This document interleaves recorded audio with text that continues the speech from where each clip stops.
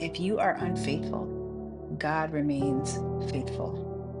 I was reading this morning and going through some of my old journals and just reading back on certain things that the Lord has done over my life and over just a period of time, right?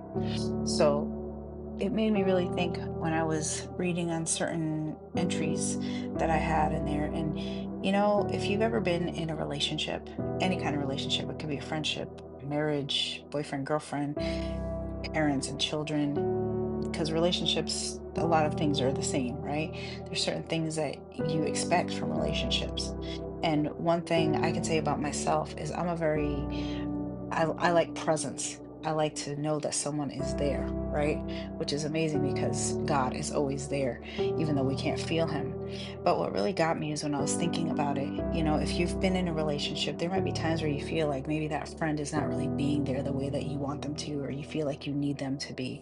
Or maybe, you needed them one time and they just weren't there for you, you know? But then if you think about yourself, think about how we can be. This is when it flipped for me and I realized how many times have I not been there for God? How many times have I been so busy doing things or caught up with things that I have to get done, or just life or things that I want to do, and God might be waiting for me to make some time for him and I'm too busy. How many of us do that? And it made me think, and I literally started to weep and I said, God, forgive me, because we can get so busy and so distracted in this world, in this life, that we don't realize, what if God is just looking for a little bit of our presence, sitting with him, being with him, sitting with him, reading his word, and letting him love on us and talk to us and share with us. Because the beautiful thing about God is there's never a moment with him that you will regret. I can tell you, every time I sit with the Lord, I always walk away and I feel so loved and so cherished. And so I just wanted to leave that with you today. God is faithful. He's not like people. So people are always going to be flawed, right? People are always going to fail you because it's part of our humanity. None of us is perfect. We try our best and we have grace and we forgive each other.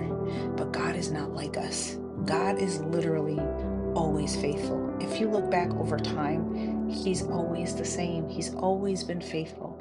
And His promises, sometimes it takes a while for them to come to pass. But if he's promised you something and you're living a surrendered life and you're yielding to him and letting him move and change you and mold and shape you, trust me, it's going to come to pass. It's not always in our timing, because through the process, God is doing something beautiful in us, and that's part of it.